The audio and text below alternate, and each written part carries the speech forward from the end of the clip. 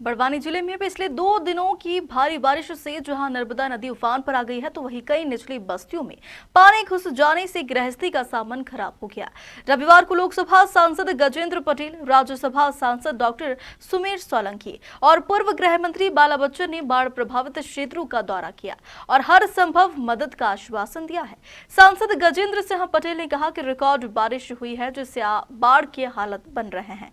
CM Shivraj ने collector commissioner से बात कर राहत और बचाव कार्य का जायजा लेते हुए निर्देश भी दिए हैं। जल्द सर्वे कराकर नुकसान की भरपाई की जाएगी। प्राकृतिक आपदा या मानव निर्मित आपदा? देखिए, मैं आपको बताना चाहता हूं कि ये तो सरकारों का फेल्योर है और ये सरकारों ने जिस तरह से जो बांधों को बनाया और उसके बाद में जो बांधों के बीच में पानी को रिलीज करने के लिए जो एक कोऑर्डिनेशन जो होना चाहिए, चाहे हम इंदिरा सागर बांध की बात कर ले, ओंकारेश्वर बांध की बात कर ले या फिर सरदार सरोवर बांध की बात कर ले, जो पानी को रिलीज करने का जो सिस्टम जो होना चाहिए सरकार का, वो सिस्टम आज नहीं होने के कारण और दोनों जगह, चाहे हम मध्य प्रदेश सरकार की बात करें, गुजरात सरकार की बात करें या केंद्र सरकार की बात करें, सब जगह भाजपा की सरकारें हैं।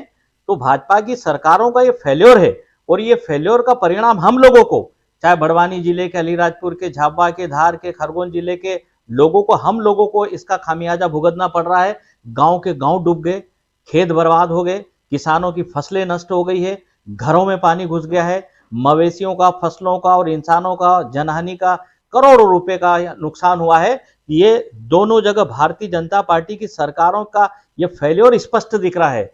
अगर इसको सिस्टमाइज किया जा सकता था, चलिए मैं जानना चाहता हूं सरकार से, शिवराज सिंह जी से, आप लोगों के माध्यम से, कि आपने ओंकारेश्वर और इंदिरा सागर के बांध के पानी को तो आपने रिलीज किया गेट के माध्यम से, लेकिन सरदार सरोवर के बांध के पानी को क्यों नहीं छोड़ा?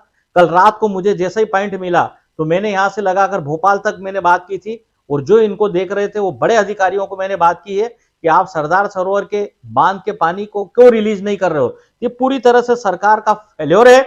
अब हमारी मांग है कांग्रेस पार्टी की तरफ से और इन जिले वासियों की तरफ से, जो तबाह हुए उन लोगों की तरफ से, कि बहुत जल्द सरकार ये जो राजस्व अमले को खेतों में, गांवों में और घरों तक पहुंचाएं, मुआयना और सर्वे कराएं और बहुत जल्द जो भी फसलें हैं, चाहे केले की फसल हो, गन्ने की फसल हो, कपास की फसल हो, खरीफ की जो फसलें हैं जो बर्बाद हुई, उन किसानों की फसलों की नुकसान की भरपाई करे। और हम लोग भी जल्द बहुत जल्द हमारी लड़ाई सड़कों की भी इनसे होगी और हमारी मांग है कि जो अभी तक ये बताते आए कि 138 या जो आंकड़े इन्होंने डिमार्केशन जो दिया था कि इसके ऊपर पानी नहीं आएगा, कुछ लोगों को मुआवजा देने से भी उनने वापस मुआवजा भी सरकार ने कर लिया, लेकिन आज इनकी सारी डिमार्केशन लाइनों को, सबको पानी ने तोड़ते हुए सब जगह तबाही मचाई है। ये पूरी तरह से भाजपा की सरकार का और शिवराज सिंह जी का फेल्योर है। और जैसा कि जहां तक मेरी जो जानकारी में आया है कि 18 तारीख को कोई इनका कार्यक्रम ओंकारेश्वर में होना था, तो ओंकारेश्वर बांध के पानी को इनने रिलीज कर दिया। ऐसे ही सरदार सरोवर बांध में भी जो पानी दिखाना था भाजपा और उनकी सरकारों को, तो सरदार सरोवर के बांध के गेट से पानी क्यों रिलीज नहीं किया? तो पूरी तरह से ये भाजपा की सरकार की ये फेल्योर है, उनकी विफलता है और उसका परिणाम हम लोगों को, बड़वानी जिले वालों को, अलीराजपुर, धार और झाबुआ और खरगोन जिले वालों को भुगतना पड़ रहा है। हम इसकी लड़ाई को लड़ेंगे और बहुत जल्द इनकी मुआवजे की हम सरकारों से मांग करते हैं। तो विधानसभा चुनाव है, अगर आपकी सरकार बनती है कांग्रेस की, तो क्या रहेगा? विस्थापितों के लिए कोई कदम उठाया जाएगा? देखिए, मैं आपको बताना चाहता हूं कि पिछली 4 टर्म से एक अगर साल हम छोड़ दें तो करीब 19 साल से इनकी, लगभग 18.5-19 साल से भाजपा की मध्य प्रदेश में सरकार है। एक साल में जितना हम लोगों को जो काम करना चाहिए था एनवीडी से संबंधित, वो हम लोगों ने काम किया है। और जैसे ही अभी 2023 में हमारी जो सरकार बनने जा रही है, हम जितने भी मुद्दे पेंडिंग है बांध से संबंधित, बांध से प्रभावितों को, सारे मुद्दों को हम समाप्त कर देंगे। कांग्रेस के जो आला नेता हैं वो भी डूब क्षेत्रों में नहीं नजर आ रहे हैं, क्या कारण है? नहीं, मैं आपको बताना चाहता हूँ हर जगह। देखिए, हानि भाई का मैंने वीडियो देखा, सचिन भाई का मैंने वीडियो देखा है, ये चंदू भाई हमारे घूम रहे रात भर। ये जो कुआं केरवान, अगर इधर मोहिपुरा न, दतवाड़ा न, बड़दा न, अवली की बात करें, पूरी कांग्रेस पार्टी सब जगह लगी हुई, लोगों को लाना भी, मवेशियों को भी लाना भी और उनके सब खाने पीने के इंतजाम भी करना, पूरी कांग्रेस सब जगह कर रही है। कैमरे पे नर्मदा का जलस्तर किस पे पहुंच गया है और क्या स्थिति ग्रामीण क्षेत्र में? विगत 1.5 दिनों से इस इंदौर संभाग में और मेरे खरगोन और बड़वानी लोकसभा के क्षेत्र में भारी वर्षा हो रही है। निश्चित तौर पर अतिवृष्टि होने से माँ नर्मदा जी के किनारे बसे ऐसे बहुत सारे गांव हैं जहां पर अपेक्षा से भी ज़्यादा पानी आया है और कई गांव के कई घरों में पानी भी घुस गया है, जिससे रात भर प्रशासन, शासन और हमारे कई सामाजिक संगठन के कार्यकर्ता हमारे कई लोगों को बचाने में कार्य में लगे हुए हैं। और निश्चित तौर पर इस प्रकार का एक ऐतिहासिक अतिवृष्टि अभी तक के इतिहास में पहली बार हुई है।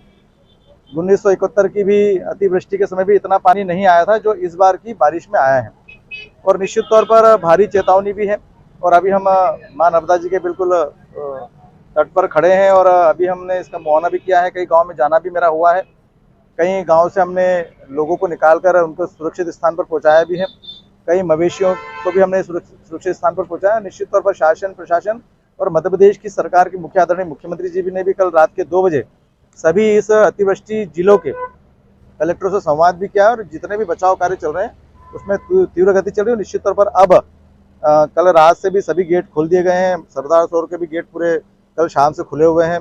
ओंकारेश्वर और पुनासा के भी जो डैम के जो गेट हैं कि पानी ज़्यादा इधर ना है, उसके गेट की भी रफ्तार कम की गई है और इससे पानी अब धीरे धीरे उतर रहा है।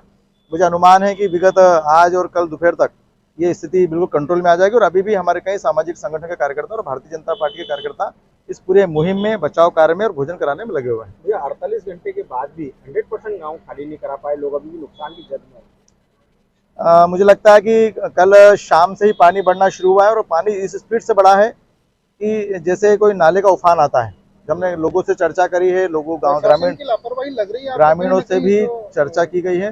डैम प्रबंधन जो रहता है उसको ये पहले से मालूम होता है कि इतना इनफ्लो हो रहा है और जितना उनको आगे अचानक ही बारिश का अतिवृष्टि एकदम शुरू हुई, जिसपे प्रशासन ने इंगित करने का प्रयास तो किया, परंतु फिर भी तंत्र व्यवस्थाओं के आधार पर कहीं के सूचनाएं न होने के कारण से हमारे लोग वहां पर फंसे रहे और रात भर इस प्रकार का रेस्क्यू चली गई। हमारे एनजीएसटी की टीम भी यहाँ पर आई है, भोपाल से, इंदौर से आई है, बचाव कार्य में लगी। और ये बात बिल्कुल सही कि कल शाम से जब पानी बढ़ा तो कल रात्रि हो गई थी, रात्रि में भी बचाव कार्य चलता रहा, पर रात होने से, अंधेरे होने से हम बहुत सारी जगह पर नहीं पहुंच पाए। फिर भी हमारी जिला प्रशासन, खरगोन की टीम है, बड़वानी की टीम है और निश्चित तौर पर अभी हम 95% गाँव जहाँ पर पानी पहुँचा है हमने खाली करा लिया और कुछ जगह पर टापू बना है। उनके रुकने की व्यवस्था है। हमने सभी स्कूल, धर्मशालाएं, हमारे रिसोर्ट सेंटर, गांव में अनेक प्रकार के समाज की धर्मशाला है उसको खोल दिया गया है, वहाँ पर रुकवाने की व्यवस्था की गई है। कई सामाजिक संगठनों ने भोजन की व्यवस्थाएं शुरू की गई है, जिला प्रशासन भी कर रहा है। खरगोन से भी भोजन के पैकेट आए। निश्चित तौर पर खरगोन में भी कसरावद वाला जो बेल्ट है, महेश्वर मंडलेश्वर के आसपास के जो नर्मदा किनारा का बेल्ट है, वहाँ पर भी महेश्वर में कुछ वार्ड डूब गए हैं, वहाँ पर भी कुछ गरीब बस्ती थी, उनकी भी रात में ही व्यवस्थाएं वहाँ पर नगर पालिका के हाल में की गई है। वहाँ के हमारे राजकुमार मेहू जी लगे हैं, इधर आत्माराम पटेल जी लगे हुए हैं और ऐसे कई लोग लगे हैं रात भर से। और मुझे लगता है कि इस बचाव कार्य में जितने लोग लगे हैं निश्चित तौर पर रात भर जगे हैं और क्योंकि एकदम अचानक पानी इतना बढ़ने से इनकी दिक्कतें भी हैं और उसको सुविधा करने का प्रयास कर रहे हैं। ग्रामीणों का कहना है कि 141 मीटर के ऊपर पानी चला गया था, तो ऐसे में क्या वो भी अब मुआवजे की जद में आएंगे? उनको भी, क्योंकि पानी तो कभी भी आ सकता है, डैम बना हुआ है। निश्चित तौर पर कल पानी जिस गति से बढ़ा, जिस गति से पानी ऊपर से भी बारिश हुई, हमारे सरदार सरोवर पुनासा के डैम के ऊपर भी जो बारिश हो रही है, हमारे होशंगाबाद, हरदा, उधर से पानी का बढ़ाव हो रहा है, खरगोन में बारिश हो रही है, तो एक साथ इतनी बारिश होने से पानी का जो मीटर का लेवल है वो काफ़ी मात्रा में बढ़ा और 142 के करीब जल स्तर बढ़ा है, जहाँ पर आकलन नहीं था शासन को, प्रशासन को और जनता को भी। इतना पानी कभी पहले कभी न गिरा है, न इतने लेवल पर पानी बढ़ा है और एकदम से पानी बढ़ने से यहाँ पर नुकसान हुआ है, फसलों का भी नुकसान हुआ है, कई खेत पानी से भरे हुए हैं और निश्चित तौर पर ये बड़ी नुकसान हुआ है। खरगोन, बड़वानी के ऐसे सैकड़ों गांव हैं जहां पर खेत, गांव के कुछ प्रमुख घर डूबे हुए हैं और उसको बचाव कार्य करने में अभी हम 95% सफल भी हुए हैं। पूरी रेस्क्यू टीम और मध्य प्रदेश के मुख्यमंत्री आदरणीय शिवराज जी ने रेगुलर जिला प्रशासन से, जनप्रतिनिधियों से कनेक्टिविटी है और समाज से मैंने भी आग्रह किया है कि आए, खुलकर मदद करें। और निश्चित तौर पर अभी आप देख रहे हैं कई समाज के लोग भोजन पानी की व्यवस्था कर रहे हैं और ये पहले भी ऐसी घटनाएं हुई है, हम बचाव करके निश्चित तौर पर काफी नुकसान हुआ है। लोगों की डिमांड भी है, अभी पानी, हमारी कोशिश है कि जन हानि न हो, लोगों को खाने समय पर उपलब्ध हो जाए, लोग समय पर अपने सुरक्षित स्थान पर पहुंच जाएं और उसके बाद 2-3 दिन बाद जब पानी का लेवल उतरेगा तो उस पर हम लोगों से बातचीत करेंगे। सरकार हमारी है और विश्वास के तौर पर कि मध्य प्रदेश की सरकार जनहित की सरकार है, जनता के हित की सरकार है। जो लोगों की जितना नुकसान हुआ है उसकी भरपाई के लिए मध्य प्रदेश के जननायक आदरणीय शिवराज जी को पहल करेंगे, इस विश्वास हम सबको है। ऐतिहासिक बाढ़ की स्थिति क्या कहेंगे? देखिए, ये सितंबर मध्य में भारी बारिश मध्य प्रदेश निमाड़ मालवा में हुई है और निश्चित रूप से जब बारिश एक लिमिट में होती है तो किसानों के चेहरे खिल जाते हैं, लेकिन जब मूसलाधार बारिश का रूप ये बारिश लेती है तो हम सब के लिए संकट पैदा कर देती है, मुसीबत पैदा कर देती है।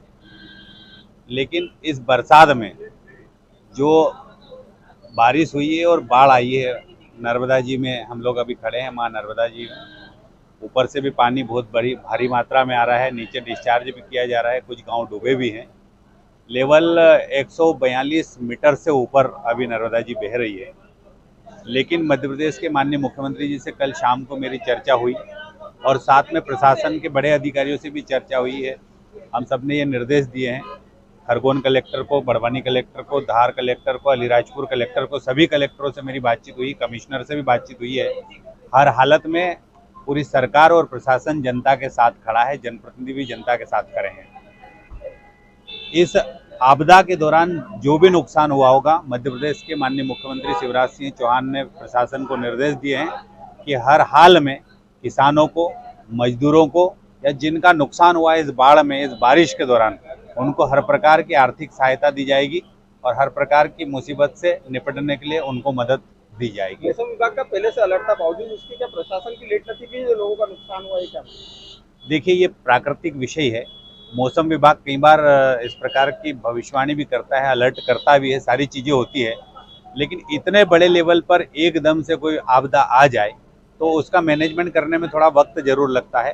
प्रशासन और शासन पूरी तरीके से सतर्क होकर जनता के बीच में गए, ग्राम पंचायत में डोंडी भी पिटवाई, लेकिन उसमें भी कहीं ना कहीं देरी हुई थोड़ी बहुत, और उस देर आए दुरुस्त आए, पर अभी हालात काबू में है और माँ नर्मदा जी की बाढ़ का पानी धीरे धीरे कम हो रहा है।